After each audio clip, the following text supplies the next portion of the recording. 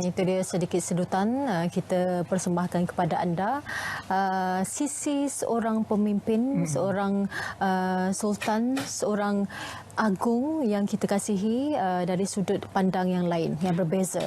Betul, dan ia adalah 30 Julai nanti adalah satu sejarah yang akan tercipta apabila akan berlakunya istiadat pertabalan ke bawah duli Seri Paduka Baginda Yang di-Pertuan Agong dan juga Raja Permaisuri. Maka hari ini di studio kita akan bawakan khas untuk bercerita tentang satu dokumentari khas sempena pertabalan tersebut, Mac.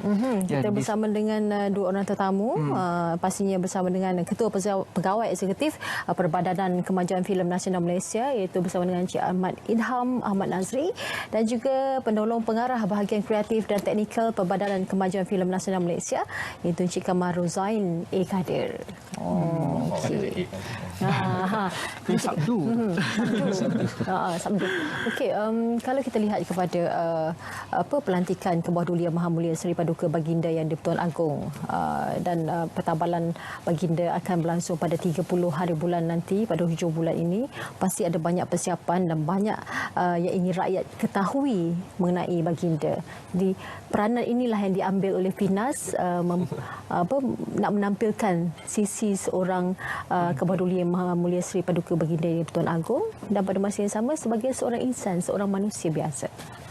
Okey, sebab tu kita ada dua dokumentari yang kita buat sebenarnya itu, kerana saya rasa hari ini rakyat mesti nak tahu. Satu yang kita dokumentkan adalah daripada proses, iaitu dokumentari dinamakan Mahkota Negara, di mana kita dokumentkan daripada saat di mana perjumpaan mesyuarat raja-raja yang mana telah mengangkat beliau sebagai agung, sehinggalah kita bawa dia ke Istana Pahang dan mengikuti detik daripada beliau ditabalkan sebagai Seri Paduka Baginda Yang di-Pertuan Agong, sehinggalah beliau berangkat ke Istana Negara.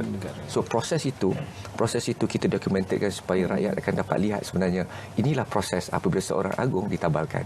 So this kita letak dalam Mahkota Negara. Dan kita ada satu lagi dokumentari yang ni lebih kepada dia punya sisi yang lebih peribadi.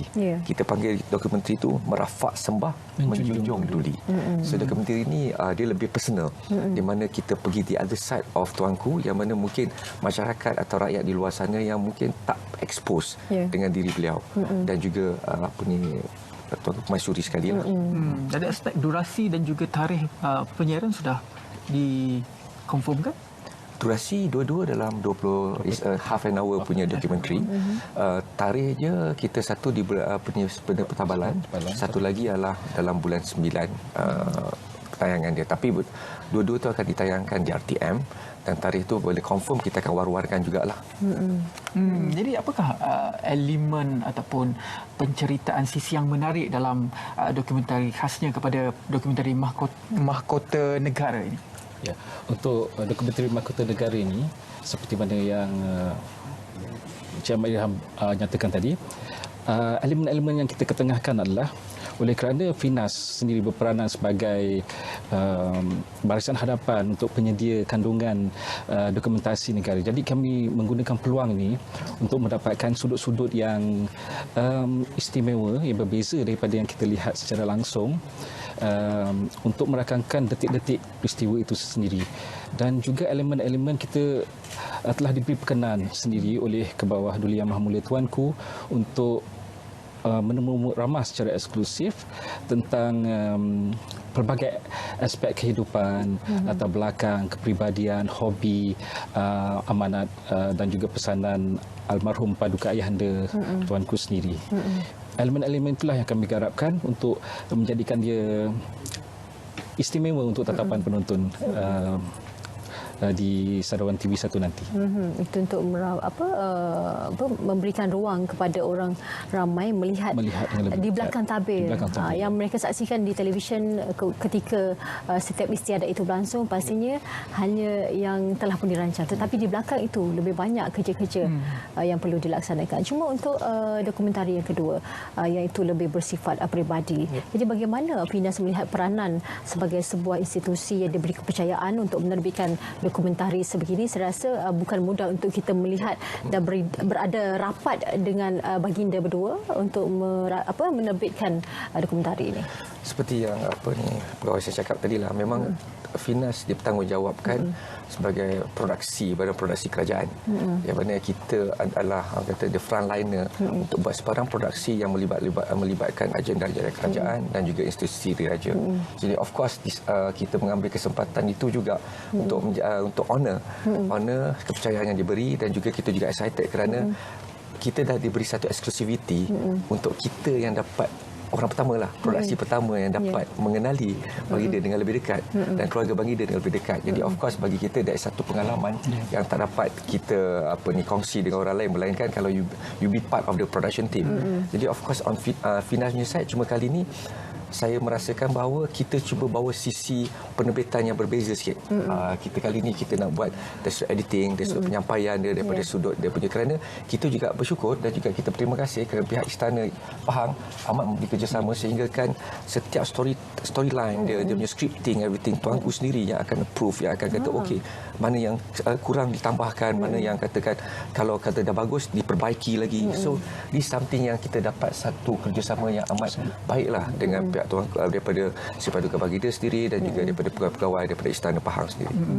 Untuk menyampaikan satu kisah hidup pemimpin nombor 1 dalam Malaysia ini, pasti satu dokumentari itu lebih menarik jika kita pandang ataupun melihat sudut hidup pemimpin kita itu sendiri melalui mata-mata orang di sekeliling tuan itu. Siapa individu-individu terlibat dalam pembikinan dokumentari khas ini? Ya, sudah pasti untuk menghasilkan dokumentari ini, sudut pandang ataupun pandangan daripada lain individu lain adalah penting kerana ia akan menzahirkan ketinggian peribadi tuanku dan juga karismatiknya diri tuanku itu. Jadi kami membuat penyelidikan terlebih dahulu dan juga berhubung dengan pihak istana di Pahang dan juga Istana Negara yang sangat memberi kerjasama. Jadi dari situlah kami memperoleh maklumat-maklumat tentang individu-individu seperti rakan baik tuanku semasa zaman kecil, mengikut pasal perjalanan riwayat tuanku, ya. Ada saja rakan-rakan baik yang kita kenal pasti dan ditemu ramah, dan begitu juga kami dapat meneru ramah individu seperti mereka-mereka yang terbabit dari sudut pembikinan ataupun menghasilkan kreativiti mereka seperti penghasilan persalinan tuanku. Jadi daripada individu tersebut, apabila kita bertanya, mereka dapat menzahirkan sekali kepribadian tuanku, kepribadian permaisuri, dan bagaimana hobi mereka di waktu terluang, dan semua ini akan memperlihatkan kepada penonton dan mengukuhkan lagi bahawa tuanku dan juga permaisuri memang seorang raja yang berjiwa rakyat, seperti mana yang kita selalu menyatakan bahawa raja dan rakyat berpisah tiada. Dan elemen-elemen temu ramah itulah yang mengangkat lagi story. Actually kita cuba bagi surprise jugalah elemen kepada rakyat di luar sana yang mengatakan mungkin kita dah tahu dah apa yang sisi berbeza pada tuanku, tapi itulah saya cakap dekat kita make sure kita bagi something yang to spark rakyat kat luar sana. Oh, I tak sangka lah tuanku punya, kita tak sangka lah begitu, kerana bagi saya hari ini if we put on the mass today, mass kena rasa, yang kena lihat sendiri dengan mata mereka apa sebenarnya sisi-sisi yang berbeza kita punya agung. So jadi these are the things yang kita nak make it very interesting kat situ.